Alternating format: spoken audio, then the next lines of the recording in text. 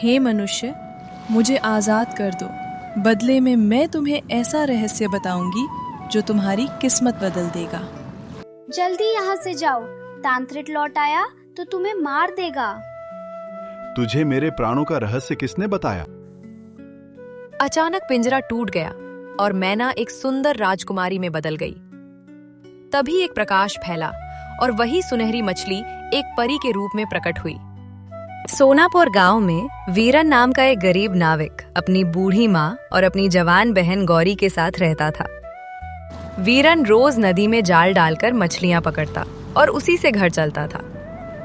एक शाम वीरन बहुत थका हुआ घर लौटा। उसके कपड़े भीगे हुए थे और चेहरे पर गहरी उदासी थी। क्या हुआ बेटा? क्या आज भी जाल में मछलियां नहीं फंसी? क्या बताऊं माँ, सुबह से शाम तक नदी में जाल डालता रहा, मगर पूरे दिन में बस 2 ही मछलियां हाथ लगी।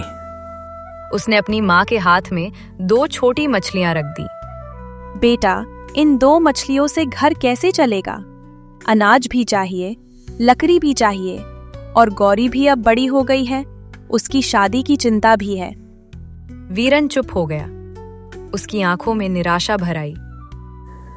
माँ, मुझे मछली पकड़ने के अलावा और कोई काम आता भी नहीं।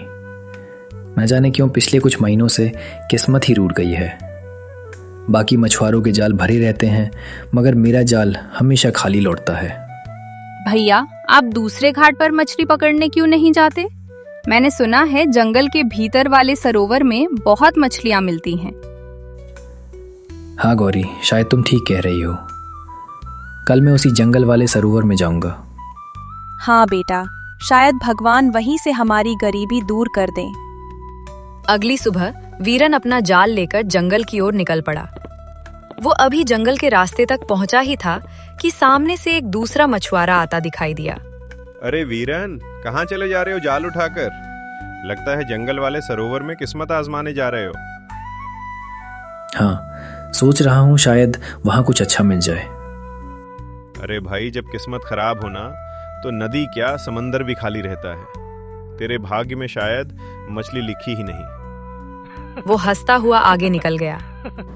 वीरन चुपचाप जंगल के सरोवर तक पहुंचा और जाल डालकर बैठ गया। सुबह से शाम हो गई, मगर उसके जाल में फिर केवल 2 ही मछलियां फंसी। लगता है वो आदमी सही कह रहा था, जब भाग्य साथ ना दे तो मेहनत भी हार जाती है। वो वापस लौटने लगा। रास्ते में वही मछुआरा फिर मिला। उसने वीरन का मजाक उड़ाते हुए, अरे वाह, जंगल तक जाकर भी बस 2 मछलियां। तेरी किस्मत तो सच में फूटी हुई है। वीरन बिना कुछ बोले घर लौट आया। घर पहुंचकर उसने दोनों मछलियां माँ और बहन के सामने रख दी। भैया, बस इतनी? अब जो है यही है, इसे पका लो। कम से कम आज भूखे तो नहीं सोएंगे। उसकी बातें सुनकर माँ और बहन दोनों की आंखों में आंसू आ गए। अगले दिन वीरन फिर गांव के तालाब पर गया। सुबह से शाम तक बैठा रहा, मगर इस बार एक भी मछली नहीं फंसी। पास बैठे मछुआरे हंसने लगे। अरे वीरन, आज तो पूरा जाल खाली है। तेरी किस्मत तो और भी खराब होती जा रही है। वीरन का दिल टूट गया। वो खाली हाथ घर लौटा। क्या हुआ बेटा? वीरन की आंखों में आंसू भर आए। माँ, आज एक भी मछली नहीं मिली। बेटा, हमारे राज्य के महाराज आदित्य बहुत दयालु हैं। तुम उनके पास जाओ, शायद वो हमारी मदद कर दें। अगले दिन वीरन राजमहल पहुंचा। कुछ देर बाद वो राज दरबार में खड़ा था। महाराज की जय हो। मैं एक गरीब नाविक हूँ। मेरा परिवार भूखा है। मेरी बहन जवान हो चुकी है। कृपा करके मेरी सहायता कीजिए। सिंहासन पर बैठे राजा आदित्य ने उसे घूर कर देखा। क्या मैं हर गरीब की मदद करता फिरूं? निकल जाओ यहाँ से। पूरा दरबार सन्न रह गया, क्योंकि राजा आदित्य अपनी दयालुता के लिए प्रसिद्ध थे। महाराज, आपने आज तक किसी गरीब को खाली हाथ नहीं लौटाया। चुप रहो सैनिकों, इसे बाहर निकाल दो। वीरन का अपमान करके उसे महल से बाहर निकाल दिया गया। घर लौटकर वीरन ने सारी बात अपनी माँ और बहन को बताई। मुझे समझ नहीं आ रहा, महाराज आदित्य ऐसा व्यवहार कैसे कर सकते हैं? शायद मेरी किस्मत इतनी खराब है कि अब कोई भी मेरा साथ नहीं देगा। अगले दिन वीरन फिर जंगल के सरोवर पर गया। वहां बैठे कुछ मछुआरे उसका मजाक उड़ाने लगे। सुना है राजा ने भी तुझे भगा दिया। तेरी बदकिस्मती से तो सब डरने लगे हैं। वीरन टूट चुका था। वो जंगल के भीतर चला गया और अकेले बैठकर जाल डाल दिया। पूरा दिन बीत गया।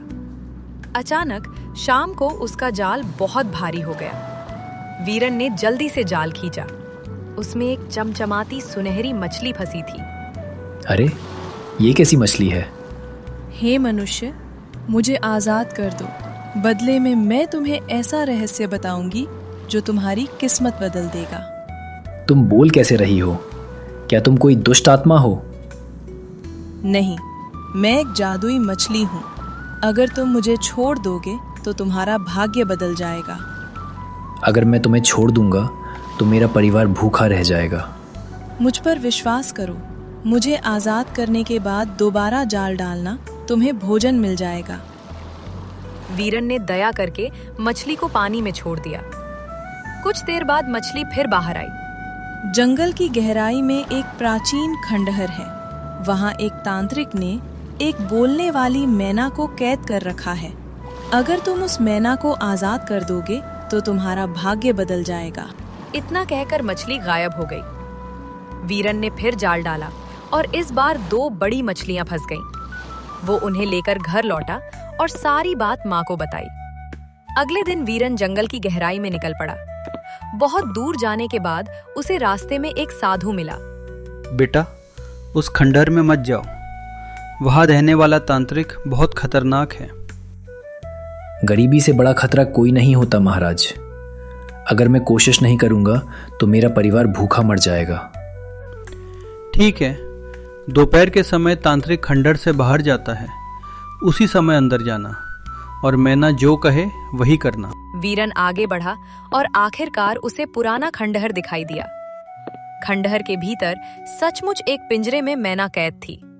जल्दी यहाँ से जाओ, तांत्रिक लौट आया तो तुम्हें मार देगा। मैं तुम्हें आजाद कराने आया हूँ। पहले पास वाले जड़ी बूटी सरोवर में स्नान करो, तभी तुम उसके काले जादू से बच पाओगे। वीरन तुरंत सरोवर पर गया। स्नान करते ही उसके शरीर पर चमकदार प्रकाश फैल गया। शाम होने पर वो फिर खंडहर पहुंचा। तभी तांत्रिक वहां प्रकट हो गया। कौन है तू? मैं वो हूँ जो तेरा अंत करने आया है। तांत्रिक ने मंत्र पढ़ना शुरू किया, मगर वीरन पर कोई असर नहीं हुआ। ये कैसे संभव है? तभी वीरन ने मौका देखकर उसके मुंह पर जोरदार मुक्का मारा। तांत्रिक का सोने का दांत टूटकर नीचे गिर पड़ा। अचानक उसके शरीर में आग लग गई। मरते मरते तांत्रिक चिल्लाया, तुझे मेरे प्राणों का रहस्य किसने बताया? उस मैना ने। तांत्रिक जलकर राख हो गया। अचानक पिंजरा टूट गया और मैना एक सुंदर राजकुमारी में बदल गई। वीरन हैरान रह गया। तुम कौन हो? मैं राजकुमारी अन्विका हूँ, असली राजा आदित्य की पुत्री। फिर उसने बताया कि असली राजा की हत्या हो चुकी है और मंत्री ने जादू से उनका रूप धारण कर लिया है। तभी एक प्रकाश फैला और वही सुनहरी मछली एक परी के रूप में प्रकट हुई। अब तुम्हें राजमहल जाकर उस नकली राजा का सच सबके सामने लाना होगा। वीरन राजकुमारी के साथ राजमहल पहुंचा। जैसे ही उसने तांत्रिक की राख नकली राजा के चेहरे पर फेंकी, मंत्री अपने असली रूप में आ गया। अगले ही पल उसके शरीर में आग लग गई और वो जलकर राख हो गया। पूरा दरबार स्तब्ध रह गया। वीरन ने हम सबकी जान बचाई है। दरबार तालियों से गूंज उठा। कुछ समय बाद वीरन और राजकुमारी का विवाह हो गया। वीरन एक साधारण नाविक से पूरे राज्य का राजा बन गया। वो अपनी माँ और बहन को राजमहल ले आया। जो लोग कभी उसकी किस्मत का मजाक उड़ाते थे, वही अब उसकी बहादुरी की मिसाल देने लगे। इस तरह एक गरीब नाविक की तकदीर बदल गई और उसने साबित कर दिया कि सच्ची हिम्मत और नेक दिल इंसान का भाग्य एक दिन जरूर बदलता है।